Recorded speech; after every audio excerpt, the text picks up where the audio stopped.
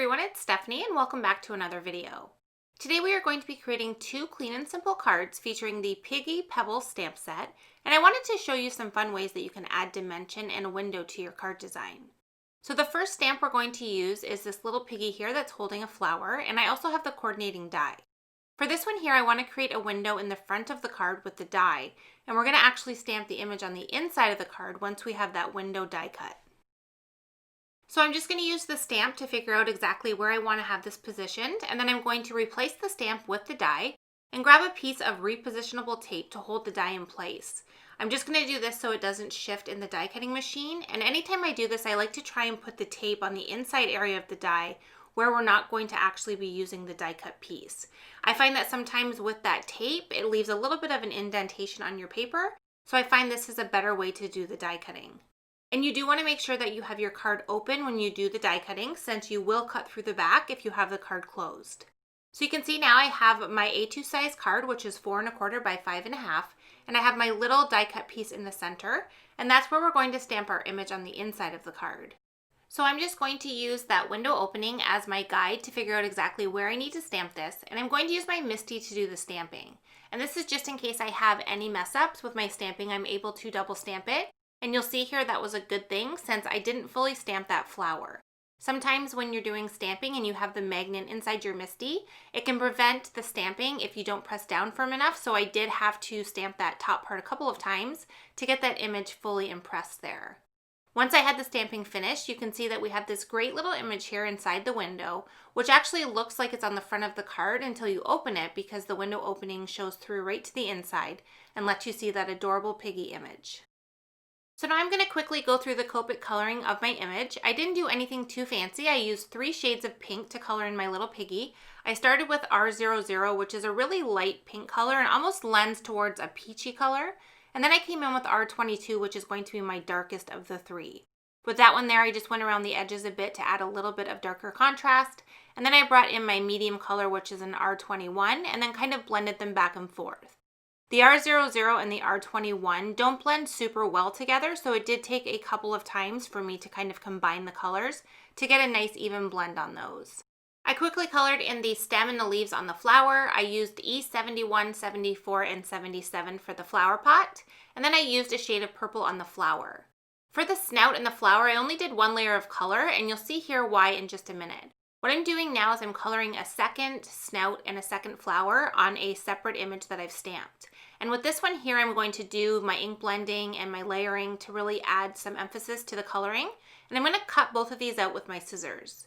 I'm then going to take a black marker and go around the edge of each of these cutout images just to darken up those black lines. And then I'm going to put a piece of foam adhesive on the back of each of these. This is one of my favorite ways to add dimension to an image.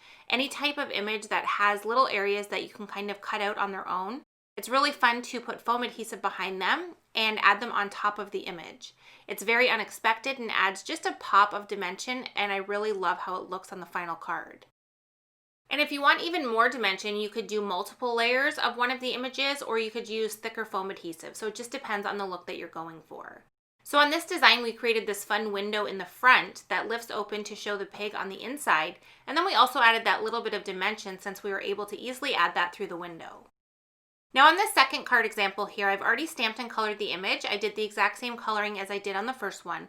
But for this one here, I didn't create any window opening, so this is stamped directly onto the card front. To kind of emphasize the little piggy here, I'm going to use the Circle Extraordinaire stencil, and I'm going to add some ink blending all the way around the stamped image. I'm using Summer Splash ink, and I'm using a very light hand. I don't want this to be super dark, but I do want it to be obvious that I do have a circle area around the piggy, just to kind of look like sky and to fill in a little bit of that white space. And then once again, I'm going to add some additional pieces over top with some foam adhesive. So for this one here, I did the pig snout once again, and then I also did the umbrella piece. You can see I did add the color on the base layer, and that's just in case you're looking from the side. It just looks a lot more finished if you're able to see the color underneath rather than just the white area where the image was stamped. And now I'll just finish coloring in the image where I didn't have any color yet, so I'm using a C5 marker to color in the little bottom parts of the umbrella, and then I'll use that same purple color that I used on the base of the umbrella for the top area, And now we have our little circle area on the front with our stamped piggy, and we have that fun dimension with the umbrella and the snout. And on the first card, we have that same dimension with the snout and the flower, and then we also have that fun window detail. For the first one, I decided to use the square Extraordinaire stencil to add a little bit of ink blending around the image. I just think it adds a little bit of something to it while keeping it clean and simple like I wanted them to look. And now we can go ahead and stamp out our sentiments. I chose 2 sentiments from the Biddy Thanks and Gratitude stamp set, and I'm going to stamp them onto steel gray cardstock. I wanted to have a dark color cardstock for the sentiment strips, but I didn't want them to be completely black, so I thought this gray would be nice with that pink color that we used to color in the pigs. So I stamped these out with Versamark ink, which is a clear sticky ink, and now I'm just adding white embossing powder on top of them, and I'll go ahead and heat set them and then die cut them with my Skinny Strips Die-namics. For the first card here, I wanted to kind of ground the little pig image, but I didn't want to add shading with my Copic marker since it's actually a window. I thought it would look a little bit weird to have that shading on the window portion.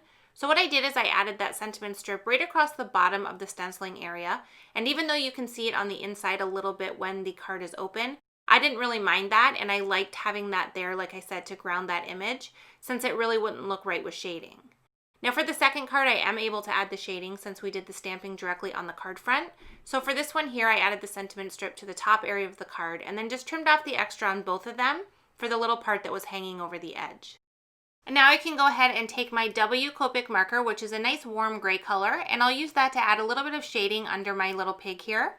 I like to start off with a W2, which is a little bit darker, and then go in with my W0, which is a very light color, and it just kind of helps to fade it out a little bit so it's not as stark against the white background.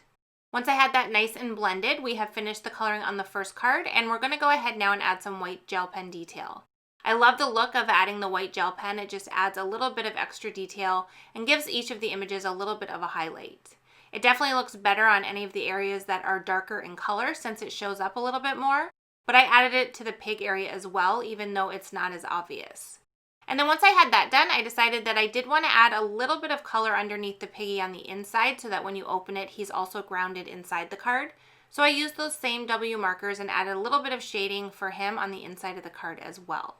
And then once I have that done, the last thing we're going to do is we're going to take 2 panels of cardstock and we're going to adhere them to the cards behind the piece of cardstock where we've done our Copic coloring. You can see when we open this card here, we can see the Copic coloring on the inside, so this white cardstock is going to help to cover that up. And then on this one here where we did the Copic coloring on the inside, I added the white cardstock to the back of the card. And both of our cards are now complete. We've created 2 clean and simple designs, one with a window detail and 2 of them with that really fun selective dimension. I hope today's video gave you some ideas on ways that you can cut up your stamped images to create some really cool dimensional looks on your card designs. As always, I appreciate you being here for another video, and I hope to see you again soon. Thanks so much for watching.